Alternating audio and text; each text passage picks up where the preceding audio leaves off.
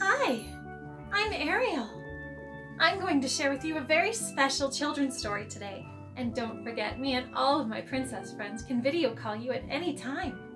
This story is called The Little Girl Who Loved a Sea Urchin.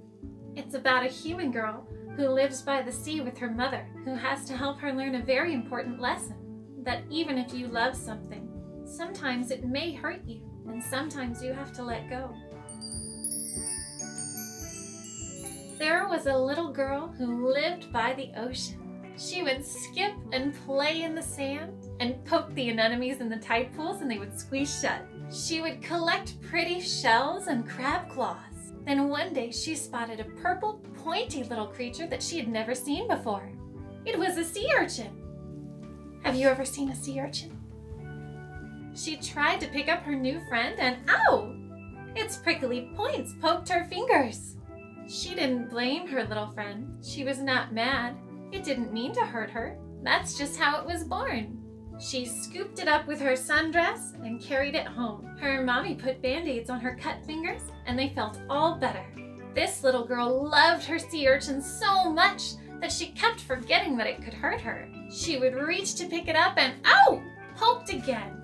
She tried so hard to find a way to show the sea urchin that she loved it. She put on her winter mittens, but the sea urchin's spines poked right through.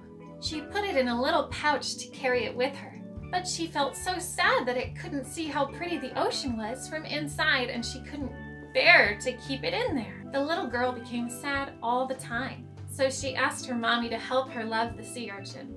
But mommy said that sea urchins can't be friends with little girls because they live in the ocean and little girls live on land.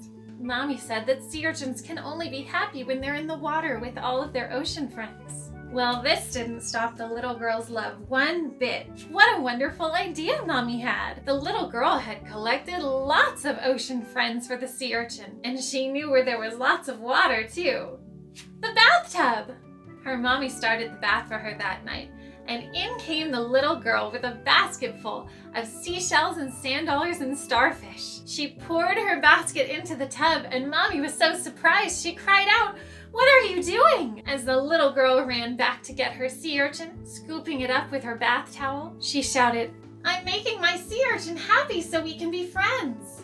"Oh dear," said Mommy. She felt so bad always getting band-aids for her little girl's sea urchin cuts. She finally said, "We can't keep your sea urchin in the bathtub.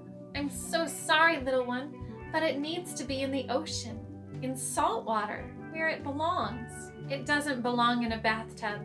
It needs to go home." The little girl cried and cried. She did not want her favorite friend to go away. But Mommy was right. Sea urchins can only be happy in the ocean. And she couldn't live in the ocean, could she? Mommy walked the little girl out onto the sandy beach. "Here?" asked the little girl. "Not yet," said Mommy. They walked further down the beach where the sand was all wet and dark. "Here?" asked the little girl.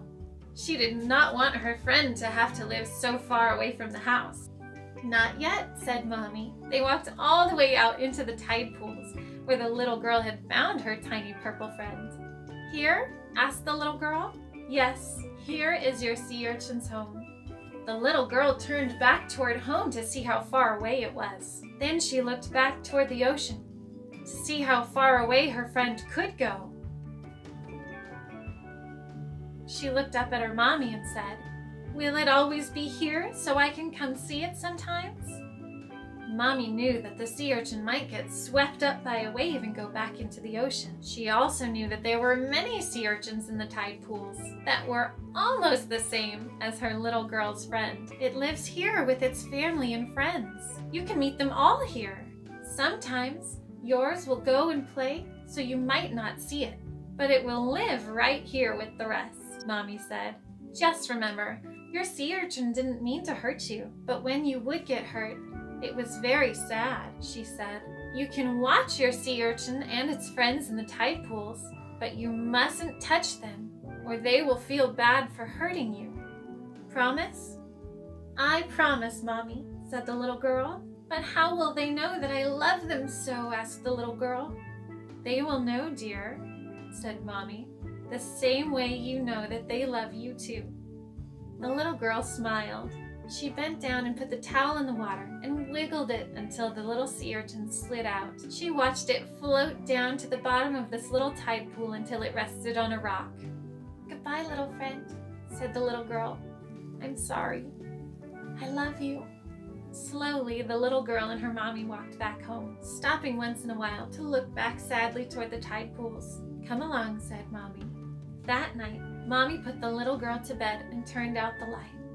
The little girl lay there thinking about her sea urchin friend. She thought about its sea urchin friends and its sea urchin family. They must have missed it while it was away. The little girl knew she might not see her friend again. If she did, she knew she could not pick it up or hug it. The sea urchin would hurt her again, even though it didn't mean to. Then it would be sad again, and she would be sad too. "I'll miss you," she whispered as she drifted off to sleep.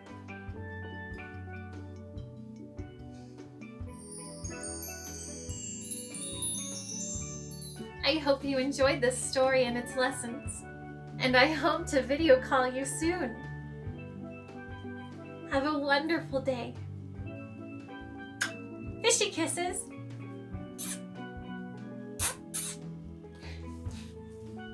Goodbye.